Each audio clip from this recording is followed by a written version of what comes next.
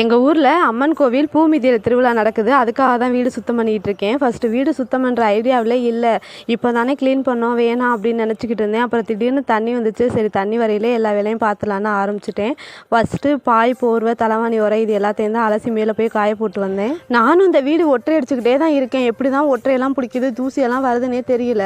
வீடு ஃபுல்லாகவே ஒரே தூசியாகவும் ஒட்டடையாகவும் தான் இருந்துச்சு. அப்புறம் ஃபுல்லாக க்ளீன் பண்ணி விட்டுட்டு இருந்தேன். சும்மாவே எனக்கு வேலை ஓயாது. இதில் வேறு இந்த 1 மந்த்தாகவே ஃபுல் அண்ட் ஃபுல் திருவிழா, ஏதாச்சும் ஒரு ஃபங்க்ஷன் வந்துடுதா, வீடு சுத்தம் பண்ணுற வேலையாகவே தான் இருக்குது. வீட்டையுமே நல்லா தொடச்சி விட்டுட்டேன். இந்த பக்கமே சாணி எடுத்துகிட்டு வந்து நல்லா மொழிக்கிட்டு நிலவாசல் படி எல்லாத்துக்குமே மஞ்சள் குங்குமம் எல்லாம் வச்சு விட்டுட்டேன். அப்புறம் கோயில் வீட்டுக்கிட்டையுமே கோலம் போட்டுட்டு கோயிலில் உள்ள பூஜை ஜாமான் எல்லாத்துக்குமே பொட்டு மஞ்சள் எல்லாமே வச்சுட்டேன். வீடு க்ளீன் பண்ணுறப்போலாம் அந்த ஜாடி எல்லாத்தையும் சும்மா தொடச்சி தான் வச்சுட்டு இருந்தேன். இன்றைக்கி அந்த ஜாடியில் எந்த பொருளும் இல்லை. அதனால ஜாடி எல்லாத்தையுமே நீட்டாக கழுவி வெயிலில் காய வச்சுட்டேன். அரிசி ட்ரம்லையுமே அரிசி இல்லை, அதையுமே கழுவி காய வச்சுட்டேன். லைக் அண்ட் சப்ஸ்கிரைப் பண்ணுங்கள்.